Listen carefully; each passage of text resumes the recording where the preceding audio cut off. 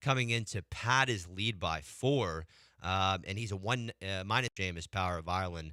I'm pretty fired up about the possibilities this weekend when it comes to the Farmers. Once again, I'm pretty confident in Rose after what I just watched over the last 2 days. He is a player who has been in the big spot twice over the last year. He famously was in a playoff when Rory McIlroy captured the Grand Slam at last year's Masters, and then Rose won at the end of last season in Memphis in the first playoff event. We shouldn't have any doubt Rose can go wire to wire this weekend. He's 7-time Ryder Cupper who has aged like wine. He's a major champion. Probably has another major in the tank when you think about it. But I was shocked when I read last night that Justin Rose is 4 for 17 in closing 36-hole career leads. Now, one of the 4 times he closed was at Torrey Pines in 2019, where he beat Adam Scott. And he's got 4 other top 10 finishes here over the years. So, once again, I don't have any reason to doubt Rose's outright chances going to the weekend.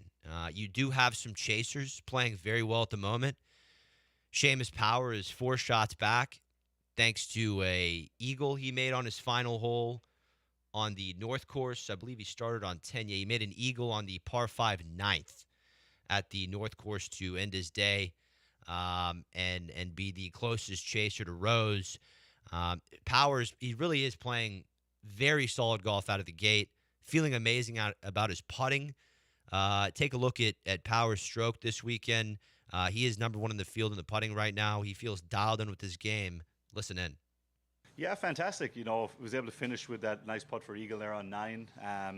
Obviously, that makes everything feel better after the day. But a lot of good stuff. It was as well as I scored yesterday. It was more the putter, and it was just I knew I was a little off with the long game, so I was able to get that figured out after the round yesterday. So felt much better long game wise, and the putter obviously was still there. So feeling really good going into tomorrow. Power is a 38-year-old by way of Waterford, Ireland. He was a very strong junior player, an Irish youth champion, and qualified for the Irish Open as a junior, and would actually go on to play collegiately at East Tennessee State. And the only reason he got a spot on the roster there was thanks to the number 1 amateur at the time, Rory McIlroy, turning pro instead of following through with his national letter of intent to play for the Buccaneers. But Power, he had a solid college career, got his KFT card in 2015. It only took him 2 years to get on the PGA Tour in 2017 and got his first win in 2021 at the Barracuda. Won for the second time 2 years later at the Bermuda Championship in the fall of 2022. In the 2 years since that win at Port Royal, Power has struggled on the course, largely due to a nagging lower back injury. Here was Power on that after the 3rd round.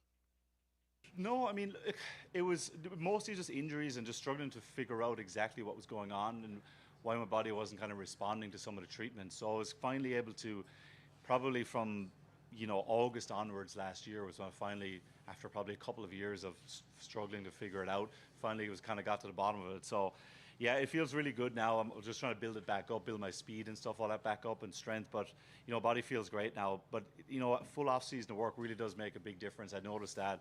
I feel like my equipment is dialed in, ready to go. I feel like everything's kind of ready to go, which I haven't been the last couple of years. And honestly, like the PGA Tour, it's a tough place. If you don't have it coming out of the gate, you're trying to find it on the road is tough. I didn't even realize caddy was in the caddies or the cuts could be 3 under here this week, and I'm telling you, like that's good golf. You could shoot 2 under and play pretty well here. So it's just the standard is high, and trying to find it on the road is tough. You lose confidence, and it's just that kind of bit. You get on that cycle of trying to find it and trying to still not lose confidence. So yeah, it feels great. Like I feel like I'm ready to play, which is a really nice feeling. And hopefully now I can get back to back into some of the bigger events and all that kind of stuff, which is obviously the goal for everyone. But there's some of the goals I've set for myself.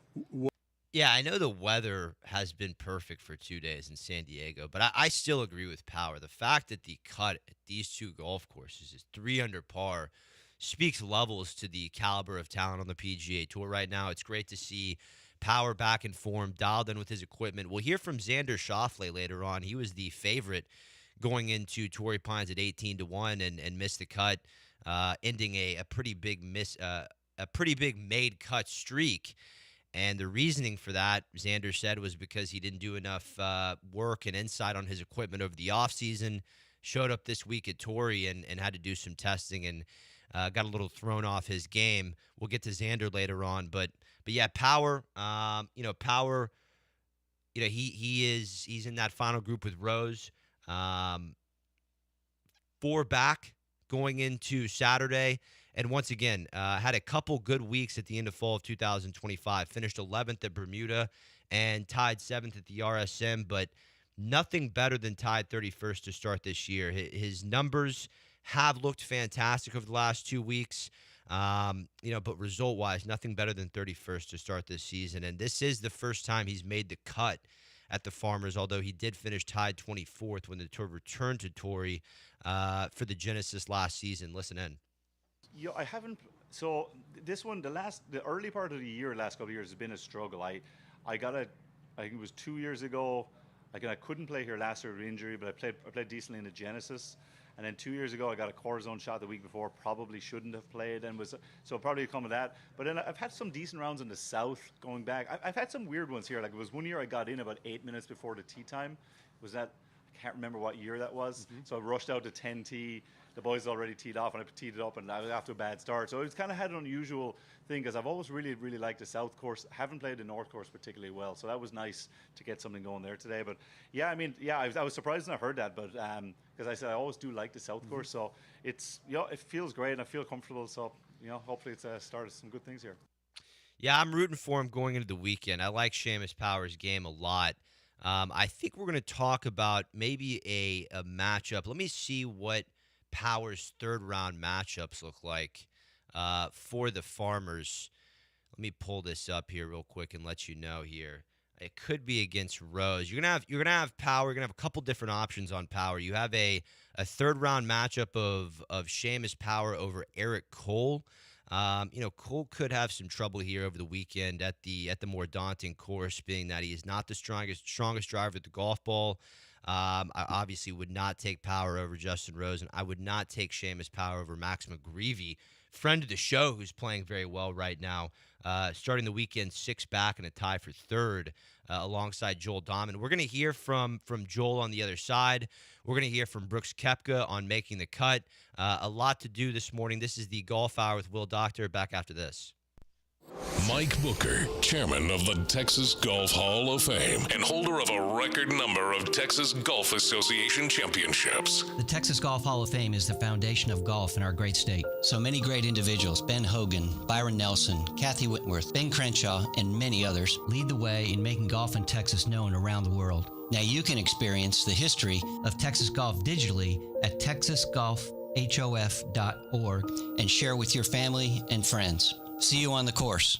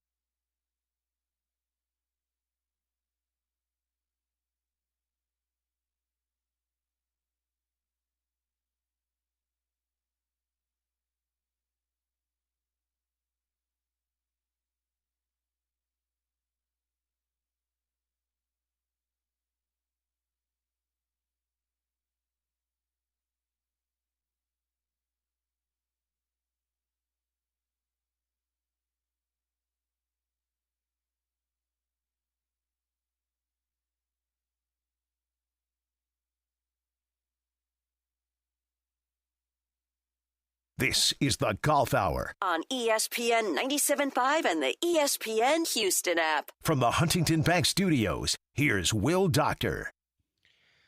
Well, Justin Rose odds now at minus 210 to win, going into the weekend with a 4-shot lead. His nearest chaser, Seamus Power, who we heard in the first segment, 65, 66 for Power, playing great at 10-1 odds heading the weekend. I think Rose is completely dialed in. I just don't think he's going anywhere. I know you have some excellent chasers, not only Power, but Joel Dahmen's a PGA Tour winner. It's only a matter of time before Max McGreevy gets his first PGA Tour win. And Siwoo Kim has been knocking on the door the last 2 weeks. I mean, he was right there at the Sony. And then Siwoo took the third-round lead last week at the Amex going into the final round. A lot of people thought Siwoo was going to give Scheffler a run for his money and, ended up, starting, I think, at the back half of that.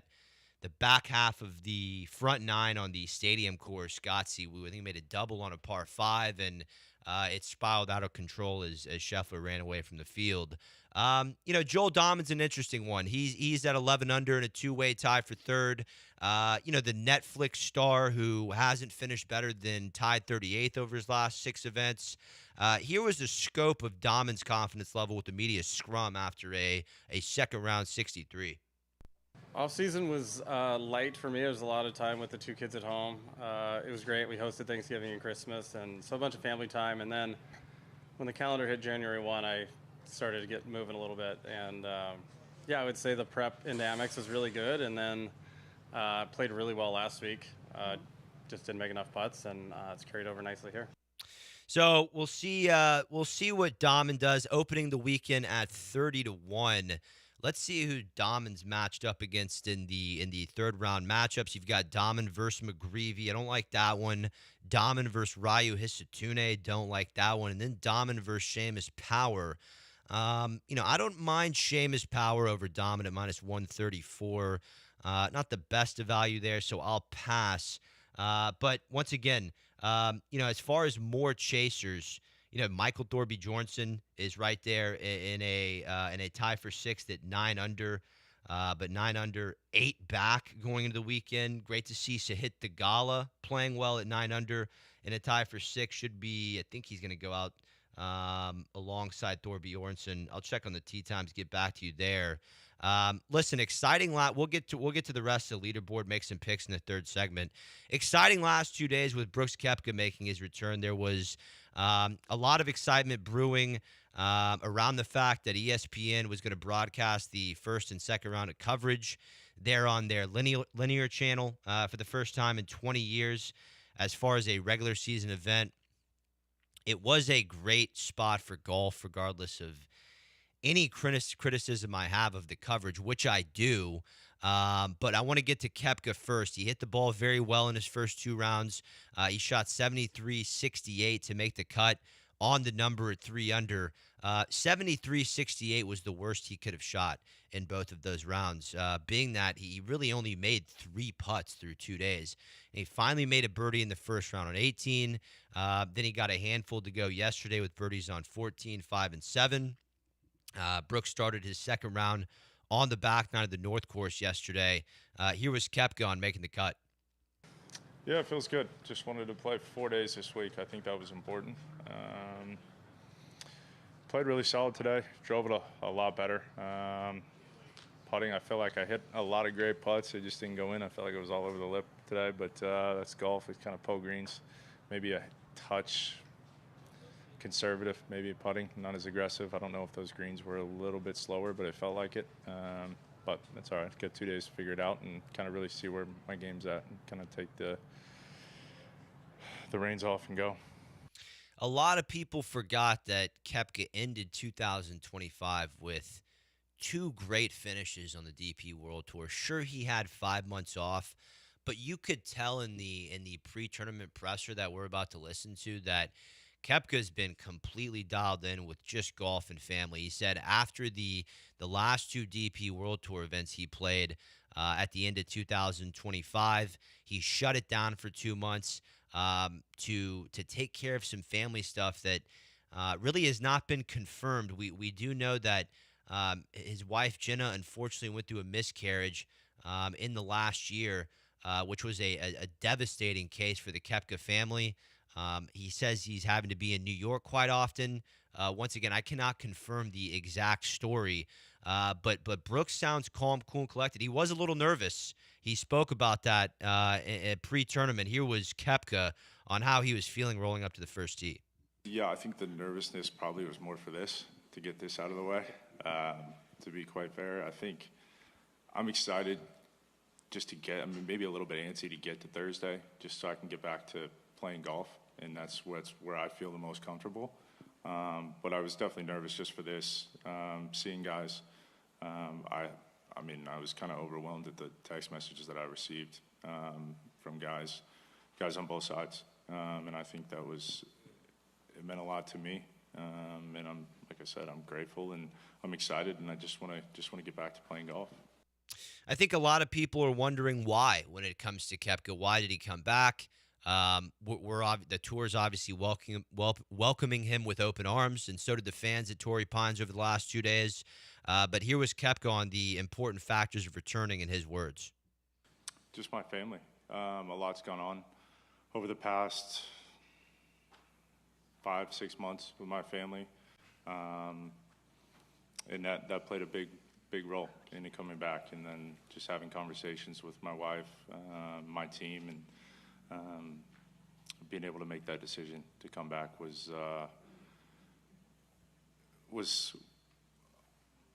I guess it was tough conversations, but it was what was best for me and best for my family. And I think that was a decision that my wife, myself, everybody, my team, thought that was best as well. Were there any players from LIV that were pissed off that the 5-time major champion left? You know, that's a really interesting question. Koepka did not answer the question of the potential penalties he has to pay back to the Saudis for leaving LIV 1 year early. But he did say that he heard from a few of the few of the LIV guys. Here was Koepka on that. Nobody's picked my brain. I've got a few text messages from guys that are still on LIV.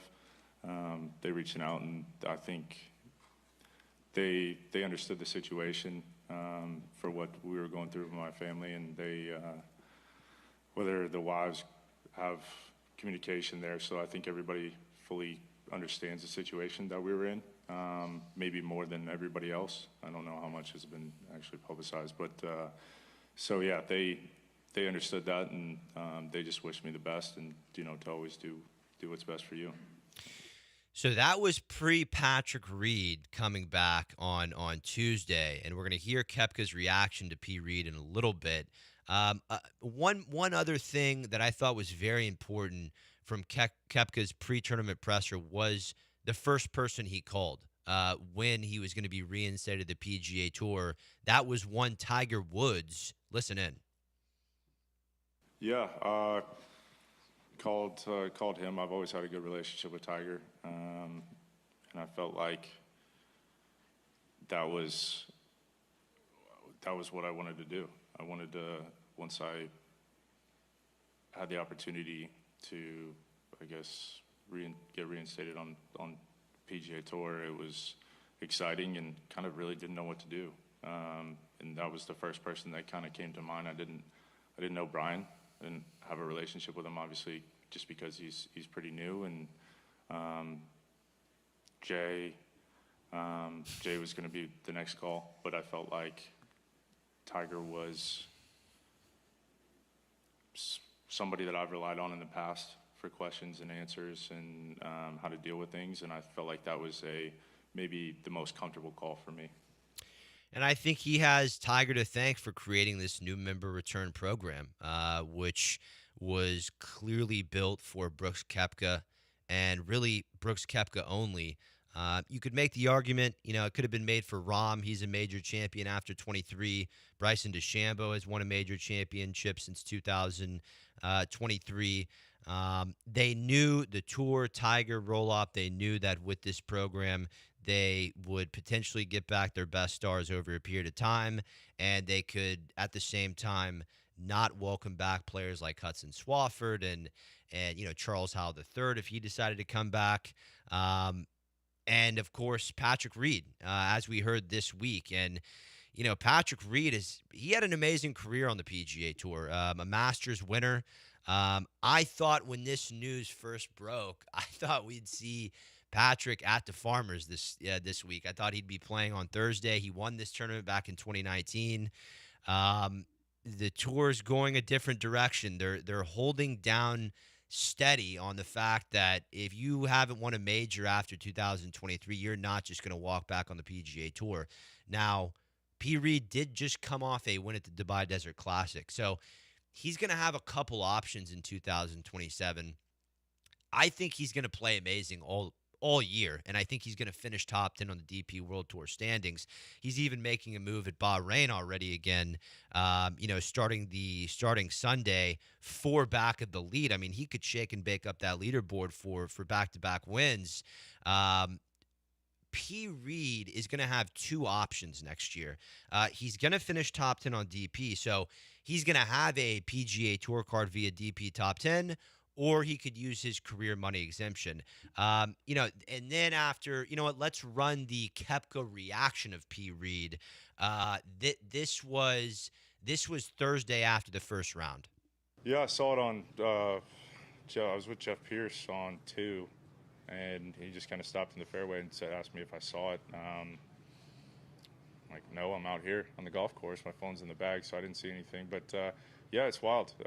Great. Whatever Patrick wants to do to be the best golfer he can be, best for his family. I'm full support of that, and I think everybody's different. Got to make decisions for what's best for their family. So if he's doing that, then I'm 100% behind him, or whatever he needs to do. Wow, and now you've got Kevin Na requesting to come back. You've got Hudson Swafford requesting to come back. All of these players, they're inevitably, by the regulations of the new member return program, they're all going to be handled differently. Kevin Na, a lot of people are going to forget this. Kevin Na is top 40 on the PGA Tour in career money earnings. He can basically sit out all year, and Kevin Na can come back in 27 on his career money exemption. Hudson Swafford's a different case. It'll be interesting to see what Swafford does. Here's a guy that does not have any DP status. He's not top 50 in PGA Tour career money. What is it? Swafford, does he have 2 PGA Tour wins? I'll have to confirm that. The bottom line is a player like Swafford, I mean, you could see him all the way back at Q School. We got to take a quick break. This is the Golf Hour with Will Doctor. Hey, Houston, are you looking for a refreshing, crisp beer with real taste and no junk? Try 8 Elite Light Beer, the new light beer from Hall of Famer Troy Aikman. It's brewed with just water, malts, and hops, no additives, no sweeteners. With only 90 calories and 2.6 carbs, you get the clean finish you'll love. And right now, Woodrow's is pouring 8 on tap at Little Woodrow's Edo off San Emmanuel. Perfect for game day, perfect to go watch Torrey, perfect to go watch the Phoenix Open next week. Maybe you're getting in a happy hour, just kicking back with friends. Go grab an 8 beer at Woodrow's, or have 10, whatever you're feeling. And if you're staying in, you can pick up a case at HEB and keep the good times going. 8 Elite Light Beer. Lose the additives, keep the taste. Grab yours today.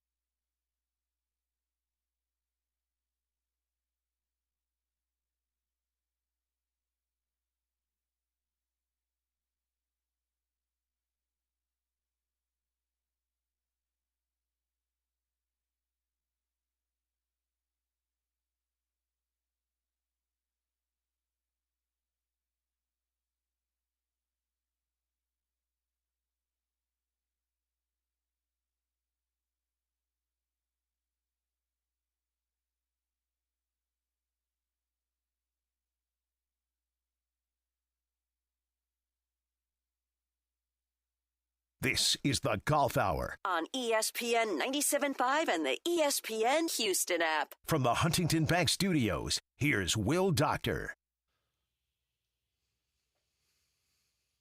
Nice to have you aboard. Justin Rose holds a 4-shot lead at the Farmers Insurance Open. Two-time DP World Tour winner Callum Hill is out front by 2 going into Sunday in Bahrain at Royal GC.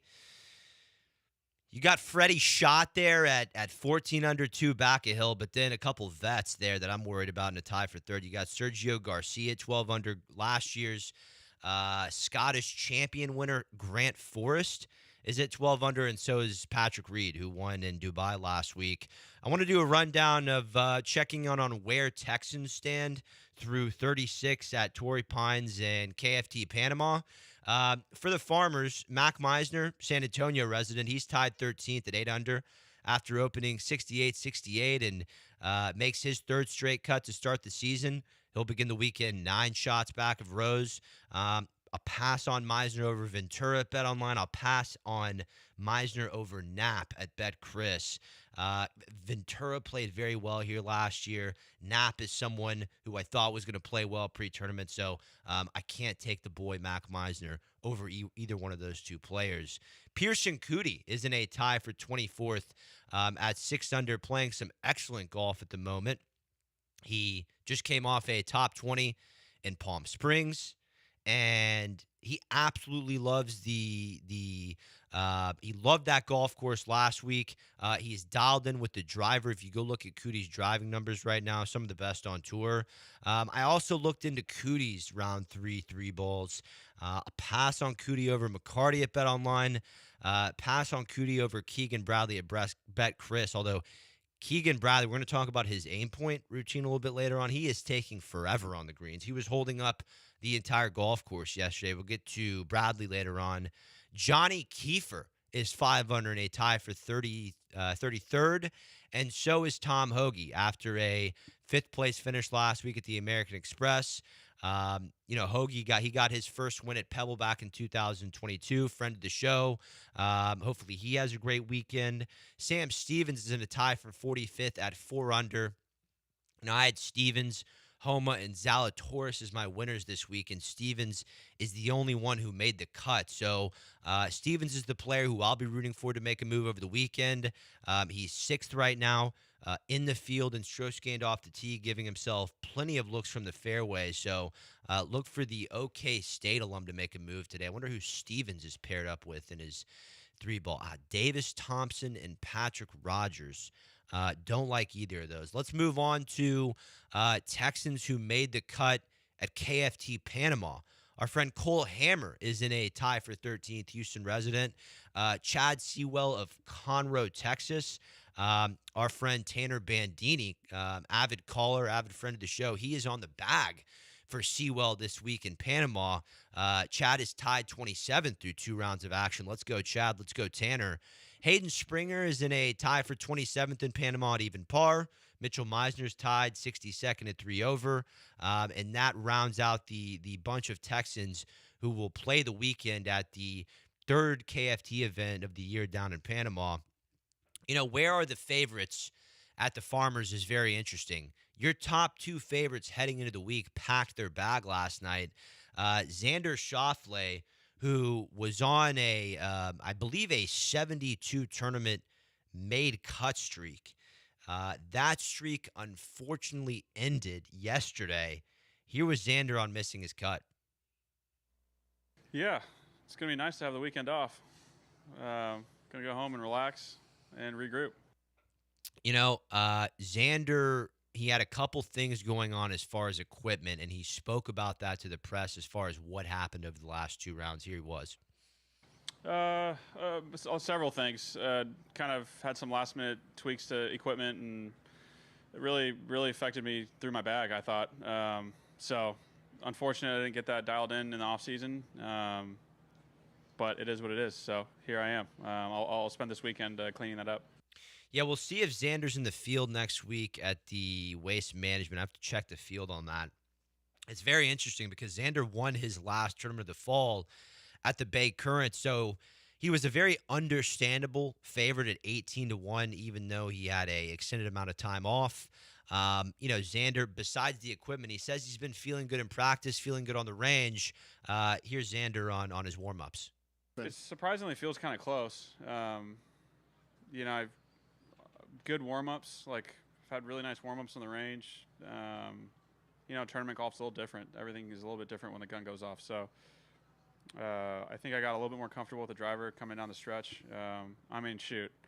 The fact that I was close to the cut is pretty amazing. I think I hit 3 fairways on south, and Kaiser and I had some side action. If I was going to hit the fairway, I think I hit my first fairway on the North Course on 18. So I'm tired. I'm tired from just trying to get it together. Side action on the amount of fairways hit between player and caddy colored me absolutely obsessed.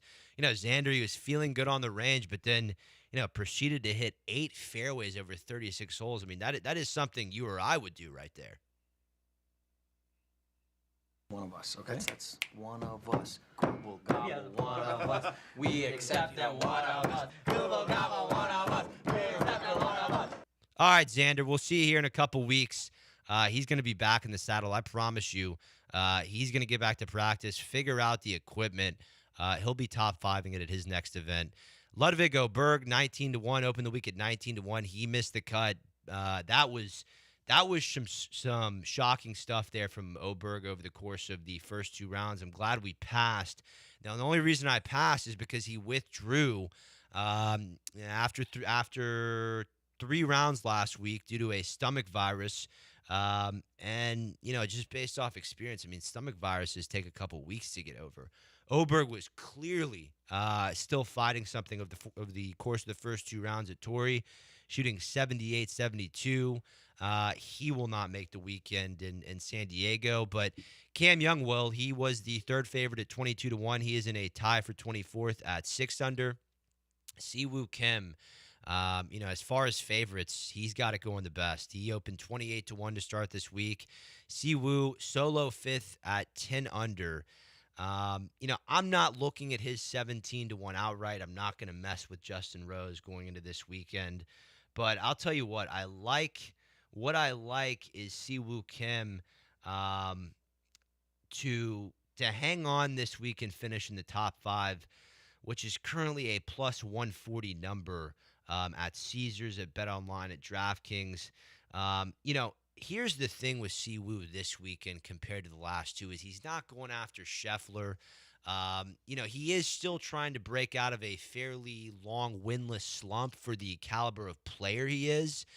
But the fact that Justin Rose has Siwoo starting 7 back of Rose, I feel like this field is almost playing for second to some extent. I got to be careful saying that because, as aforementioned in the first segment, Justin Rose is 4 for 17 over his career in converting 36-hole leads. So I just think that Siwoo, on the tougher course, where it's not a scoring festival, even though the leader's at 17 under, the tournament is not going to get away from Siwoo on the greens. He's constantly negative week after week on the greens, but at a tournament like this, at a major championship venue, he is such a strong ball striker. He's going to hit so many greens. He doesn't have to make everything at Torrey Pines. I think Siwoo rallies in the top 5 by the end of this golf tournament. I want to take a couple one other matchup that really piqued my interest. Brooks Koepka over Denny McCarthy at plus 132 on BetOnline for the 3rd round. Denny McCarthy was well outside the top 100 in 3rd round scoring last year, which is why we never take him pre-tournament. But I'm also a little frightened of Denny McCarthy's past success at Torrey. He has played very well here over the years. Koepka, as we talked about, hasn't. We did hit Koepka over Marco Ping, but we're gonna hear in the 4th segment John Parry, 39-year-old John Parry, talk about the differences between DP World Tour and PGA Tour. It's a whole different ballgame on the PGA Tour when it comes to short game and managing a lot of slope on the greens, taller rough. It's a completely different animal. Brooks Koepka over Marco Ping, lock it, cash it. Koepka over McCarthy at plus 132 on BetOnline. Denny finished tied 5th at Torrey Pines at last year's Genesis Invitational. But in 4 other starts at the Farmers, he has never finished better than tied 64th. You have the green light over Brooks Koepka, over Denny McCarthy at plus 132. I really like that one. We got to take a quick break. We're going to get to your questions. James, I see you. Luke, I see you. We're going to get to your questions and make some weekend picks on the other side here on the Golf Hour with Will Doctor. Back after this. Mike Booker, chairman of the Texas Golf Hall of Fame and holder of a record number of Texas Golf Association championships. The Texas Golf Hall of Fame is the foundation of golf in our great state. So many great individuals: Ben Hogan, Byron Nelson, Kathy Whitworth, Ben Crenshaw, Babe Zaharias, Tom Kite, and many more lead the way in making golf in Texas known around the world.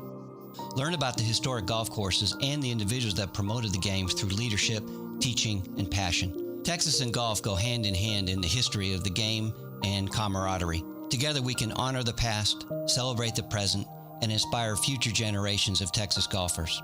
Golf is a sport for everyone, and I encourage you to experience the history of Texas golf digitally at texasgolfhof.org and share with your golf family and friends. That's texasgolfhof.org. See you on the course.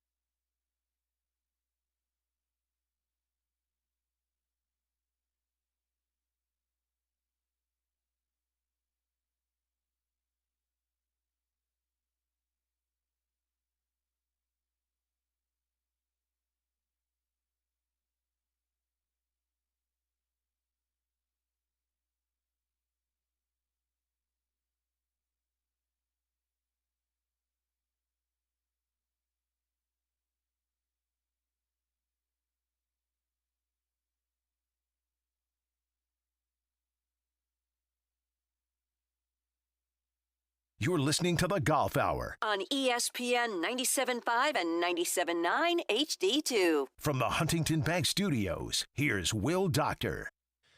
All right, I've got the Wasted Management Phoenix Open field in front of me right here. This is going to be an absolute movie next week.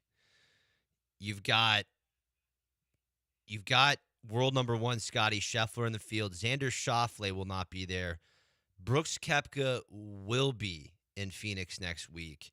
And the last time he was there pre-live, he was contending against Scheffler at the 2022 Phoenix Open, which Scheffler would go on to win and beat Koepka. Here was the 5-time major champion on that recollection. I had blonde hair, I think. I think I had blonde hair. I don't know. It's always impressive anytime you play with Scotty. Just being around him, the way he goes about it. Him and Ted, they come up with a good game plan. Obviously, Scotty's execution is really, really good. It's impressive how long he's been this consistent and played this well, and it's cool to see, right? That's what. Obviously, I've watched a lot of golf and watched a lot of him, and I think that also plays a part in kind of driving this falling in love with the game again. How about that? Scheffler motivating the 5-time major winner, bringing him back to the PGA Tour. I keep saying this. Scotty Scheffler is the savior of the PGA Tour over the last 5 years. Without him, I think there is a good chance that, I don't know about the Tour losing everyone. Maybe Rory still stays. But when you talk about Scheffler getting to 20 wins before 30 years old and carrying the game over the last 5 years, I mean, his the way he handles himself on the course, the way he handles himself off the course, his reasonings for why he loves the game are all based on faith. He's got the most amount of trust in his game than anyone on the planet. It's just you have to, especially when Koepka starts getting going about Scheffler, you have to listen when these elite players start talking about him and what they're seeing when they're playing next to him. Let's take a couple of your questions. James in Long Beach. Will, you talked about Justin Rose Group being put on the clock. Did you see why? Keegan Bradley takes 3 minutes to aim point before he hits every putt. Average sports fans will change the channel if it continues. I completely agree, James. I think aim point should be banned.